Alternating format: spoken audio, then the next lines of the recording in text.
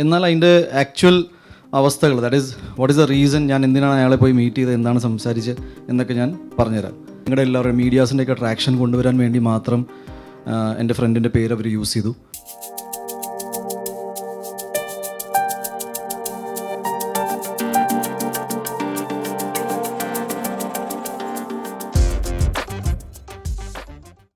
എൻ്റെ സിനിമകളിലൊക്കെ PR work ചെയ്ത ഈ പറഞ്ഞ വ്യക്തി എനിക്കെതിരെ ഒരുപാട് കാര്യങ്ങൾ സോഷ്യൽ മീഡിയയിലും ന്യൂസ് ചാനലൊക്കെ വന്ന് സംസാരിച്ചു. അതിൽ എന്നെ ഏറ്റവും ഡിസ്റ്റർബ് ചെയ്തൊരു കാര്യമാണ് എൻ്റെ സഹപ്രവർത്തകൻ, എൻ്റെ കോ-ആക്ടർ, എൻ്റെ സുഹൃത്ത് എൻ്റെ പേര് വെച്ച് ഈ ഒരു വിഷുവിലേക്ക് ഒരു നിങ്ങളുടെ എല്ലാവരും മീഡിയാസിൻ്റെയൊക്കെ ട്രാക്ഷൻ കൊണ്ടുവരാൻ വേണ്ടി മാത്രം എൻ്റെ ഫ്രണ്ടിൻ്റെ പേര് അവർ യൂസ് ചെയ്തു. പുതിയതായിട്ട് റിലീസ് ചെയ്ത ഒരു സിനിമയുടെ പുള്ളി എഴുതിയ ഒരു റിവ്യൂ എനിക്ക് ഇഷ്ടപ്പെടാത്തതുകൊണ്ട് ഞാൻ പുള്ളീനെ മർദ്ദിച്ചു. ഇതാണ് ഐ തിങ്ക് ഏറ്റവും കൂടുതൽ മീഡിയയിൽ വന്ന കാര്യം. Bro silence. അപ്പോൾ മീഡിയയിൽ വന്ന കാര്യം ഇതാണെന്ന് ഞാൻ വിശ്വസിക്കുന്നത്. എന്നാൽ അതിൻ്റെ ആക്ച്വൽ അവസ്ഥകൾ, that is what is the reason, ഞാൻ എന്തിനാണ് അയാളെ പോയി മീറ്റ് ചെയ്തത്, എന്താണ് സംസാരിച്ചത് എന്നൊക്കെ ഞാൻ പറഞ്ഞുതരാം. ഏകദേശം ഒരു 2 ആഴ്ചത്തോളം മുന്നേ എനിക്കൊരു അൺനോൺ നമ്പറിൽ നിന്നൊരു കോൾ വന്നിരുന്നു. ഈ കോളിൽ എനിക്ക് ഒരു ലേഡിയാണ് എന്നോട് സംസാരിച്ചത്. അൺനോൺ കോൾ ആയതുകൊണ്ട് ഇവർ പറഞ്ഞ കാര്യങ്ങളൊന്നും ഞാൻ നിങ്ങൾ ഫേസ് വാല്യൂവിൽ എടുത്തില്ല. പറഞ്ഞ കാര്യങ്ങൾ ഭയങ്കര ഗ്രീവൻസും ഭയങ്കര ഒരു ക്രിമിനൽ പശ്ചാത്തലമുള്ള കാര്യങ്ങളാണ് എന്നോട് പങ്കുവച്ചത്. എനിക്ക് പരിചയമുള്ള 3-4 പേരുടെ പേരുകൾ ഇവർ എടുത്ത് പറഞ്ഞു. ഇതിൽ ഒരു പേര് ഈ പറയുന്ന വിപിൻ്റെയും കൂടിയായിരുന്നു. ഒപ്പം എൻ്റെ വളരെ അടുത്ത സുഹൃത്തായ വേറൊരു സുഹൃത്തിൻ്റെ പേരും കൂടി പറഞ്ഞിരുന്നു. ഈ 2 പേരും ഞാൻ ഇമ്മീഡിയറ്റ്ലി കോൾ ചെയ്ത് സംസാരിച്ചു. ഇങ്ങനത്തെ ഒരു സംസാരം ഉണ്ടായിട്ടുണ്ട്. വിറ്റ് ഈസ് എ ഭയങ്കര ക്രിമിനൽ സ്പേസിലുള്ള കാര്യങ്ങളാണ് സംസാരിച്ചത് എന്നോട്. ഈ കാര്യങ്ങളാണ് ഞാൻ ഈ അടുത്തായിട്ട് ഓണറബിൾ DGPക്കും ADGPക്കും വിത്ത് പ്രൂഫുകൾ ഞാൻ അയച്ചു കൊടുത്തേക്കണേ. ഒരാൾ സൈലൻസ് ആയിരുന്നു ഈ കോളിൽ. രണ്ടാമത്തെ ആളെന്ന് വിപിൻ അതിനെ ഇങ്ങനെ അൺനോൺ നമ്പറിലൊക്കെ വിളിക്കുന്ന കോൾസ് നമ്മൾ എൻ്റർടൈൻ ചെയ്യരുത്. Which is fair. ഞാനത് വിട്ട് കളഞ്ഞു. ഒരു 2 ദിവസത്തിൻ്റെ ഗ്യാപ്പിൽ എനിക്ക് പിന്നെയും ഇങ്ങനത്തെ ഒരു അനുഭവം ഉണ്ടായി. എന്നെ ഒരാൾ വിളിച്ച് ഒരുപാട് മോശപ്പെട്ട അനുഭവങ്ങളുണ്ടായ കാര്യങ്ങൾ എന്നോട് പങ്കുവെച്ചു. അത് മലയാള സിനിമയുടെ വളരെ പ്രോമിനൻ്റ് ആയ ഒരു ഫീമെയിൽ സിനി ആർട്ടിസ്റ്റായിരുന്നു. അവരെന്നോട് ഇവർക്ക് ഉണ്ടായ മോശപ്പെട്ട അനുഭവങ്ങളും എന്നെക്കുറിച്ച് പറഞ്ഞ വളരെ എനിക്ക് ഒരിക്കലും ഉൾക്കൊള്ളാൻ പറ്റാത്ത ചില കാര്യങ്ങൾ ഈ വ്യക്തിയുടെ, ദാറ്റ് ഈസ് വിപിൻ എന്ന് പറയുന്ന എൻ്റെ സോ കോൾ മാനേജർ ആയിരുന്നു എന്ന് അവകാശപ്പെടുന്ന വ്യക്തി പങ്കുവെച്ച കാര്യങ്ങളാണ് എന്നോട് പറഞ്ഞത്. എൻ്റെ സ്വഭാവം വെച്ച് ഞാൻ ജെനുവിൻലി ഫസ്റ്റ് ഫോൺ കോൾ ഇയാൾക്ക് തന്നെയാണ് വിളിക്കാറ്. ഞാനങ്ങനെ ക്രോസ് ചെക്ക് ചെയ്യാനോ മറ്റും നിൽക്കാറില്ല. എന്നാൽ എൻ്റെ വളരെ വേണ്ടപ്പെട്ട ഒരു ഡയറക്ടർ സുഹൃത്തിനോട് ഞാൻ ഈ കാര്യം പങ്കുവെച്ചു. ഇങ്ങനൊരു സംഭവം ഉണ്ടായിട്ടുണ്ട്, ഞാൻ എന്താ ചെയ്യേണ്ടതെന്ന്. ഈ ഡയറക്ടർ ഈ പറയുന്ന സുഹൃത്തിനെ വിളിക്കുന്നു. ഇവർ തമ്മിൽ സംസാരം ഉണ്ടായി. അയാൾ മാപ്പ് പറഞ്ഞു എന്ന് പറഞ്ഞിട്ട് എൻ്റെ ഡയറക്ടർ സുഹൃത്ത് തിരിച്ചു വിളിച്ചു. ഉണ്ണി നേരിട്ട് പോയി സംസാരിക്കണം, ഈ ഇഷ്യൂ ഇവിടെ തന്നെ സോൾവ് ചെയ്യണമെന്ന് പറഞ്ഞു. ഇതിൻ്റെ ഭാഗമായിട്ടാണ് ഞാൻ ഈ പറഞ്ഞ ഇഷ്യൂ ഉണ്ടായ സ്ഥലത്തേക്ക് ഞാൻ പോകുന്നത്. ദാറ്റ് ഈസ് വിപിൻ കുമാർ എന്ന വ്യക്തി ഇയാളോട് മാപ്പ് പറഞ്ഞു. Is sorry for what has happened എന്ന് മാപ്പ് പറഞ്ഞതുകൊണ്ട് അത് എന്നോട് നേരിട്ട് പറഞ്ഞാൽ നന്നായിരിക്കും എന്നാണ് എനിക്ക് തോന്നി. ബിക്കോസ് ഞാൻ അയാളെ ഒരിക്കലും അയാൾ അവകാശപ്പെടുന്ന പോലെ ഒരു ഡെസിഗ്നേറ്റഡ് ലെവലിൽ നിൽക്കേണ്ട അപ്പുറത്താണ് ഞാൻ കണ്ടത്. ഞാൻ പുള്ളിൻ്റെ ഒരു സുഹൃത്തായാണ് കണ്ടിരുന്നത്. ബിക്കോസ് ഞാൻ കുറച്ചും കൂടി ഡീവേറ്റ് ചെയ്ത് പറയാം. 2018 ആദ്യമായിട്ട് ഉണ്ണിമുന്തൻ ഫിലിംസ് എന്ന സിനിമയുടെ പ്രൊഡക്ഷൻ കമ്പനിയുടെ ഒരു തോട്ട് വന്നത് ഫോർ ദ മൂവി മേപ്പടിയാൻ. ഇനി മേപ്പടിയാൻ്റെ സംഭവം എന്ന് വെച്ചാൽ 2018 തുടങ്ങിയിട്ടുണ്ടെങ്കിലും ഈ സിനിമ അവസാനിച്ച് വന്നപ്പോഴേക്കും 2021 ആയി. വിച്ച് ഈസ് വൈ ഓൾമോസ്റ്റ് 3 ഇയേഴ്സോളം ഞങ്ങൾ ഒരു ടീം, ഇതിൻ്റെ ഒരു HOD എന്ന് പറയുന്ന ഹെഡ് ഓഫ് ദി ഡിപ്പാർട്ട്മെൻറ്റ്സ് ഒക്കെ നിൽക്കുന്ന ടീം വളരെ ഒരു ടെക്നിക്കൽ ക്രൂവിനപ്പുറത്ത് ഒരു സുഹൃത്ത് ബന്ധത്തിലേക്ക് അത് പോയി. സിനിമകളിൽ മാനേജർ പരിപാടി എന്താണെന്ന് ഞാൻ അതും കൂടി ഒന്ന് ക്ലാരിഫൈ ചെയ്യാം. ബിക്കോസ് അതിനെക്കുറിച്ചും ഒരു ചർച്ചകളുണ്ട്. എനിക്ക് ഒരുപാട് സുഹൃത്തുക്കളുണ്ട് who are producers, production controllers, നിങ്ങളുടെ കൂട്ടത്തിൽ നിൽക്കുന്ന ഒരുപാട് ആൾക്കാർക്ക് എൻ്റെ ഡയറക്റ്റ് ആക്സസ് ഉണ്ട്. അപ്പോൾ ഒരു സിനിമ എന്നിലേക്ക് എത്തണമെങ്കിൽ ആർക്കും എപ്പോൾ വേണമെങ്കിൽ വിളിക്കാം.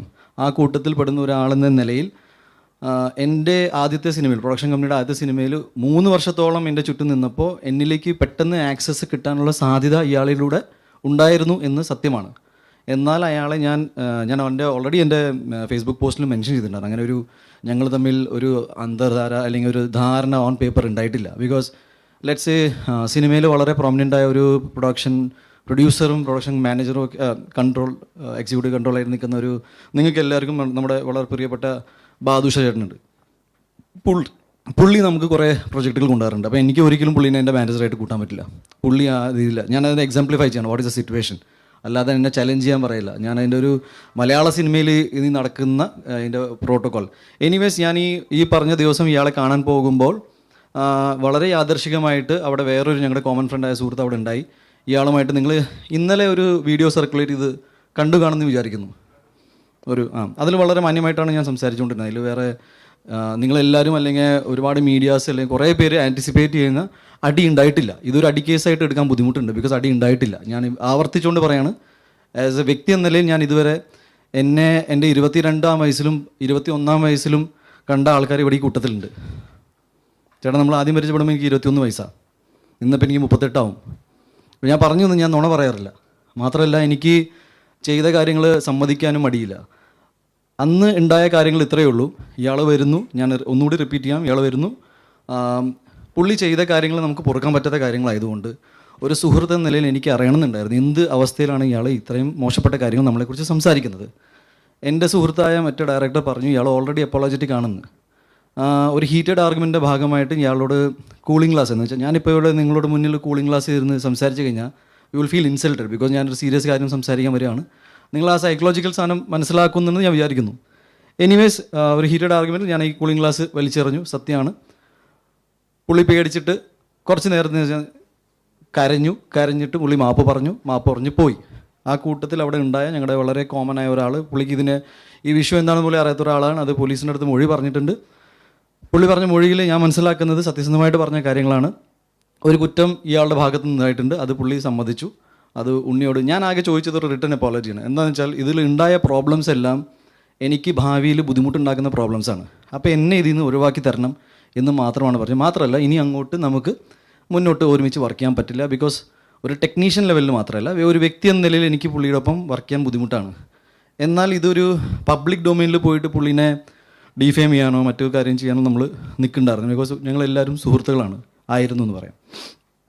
ഒരു വൈകുന്നേരം ആയപ്പോഴേക്കും ഇതിൽ വളരെ ബുദ്ധിമുട്ടുണ്ടാക്കുന്ന കാര്യം എന്ന് വെച്ചാൽ ഒരുപാട് പേര്, എന്നെ വ്യക്തിപരമായിട്ട് അറിയുന്ന ഒരുപാട് പേര് ഈ ഇഷ്യൂ മറിച്ചിട്ട് വേറെ കൂടി കാര്യം പറയാം. ഓൾറെഡി ഒരു ഫീമെയിൽ സിനി ആർട്ടിസ്റ്റിനെ കുറിച്ച് പറഞ്ഞു കഴിഞ്ഞു.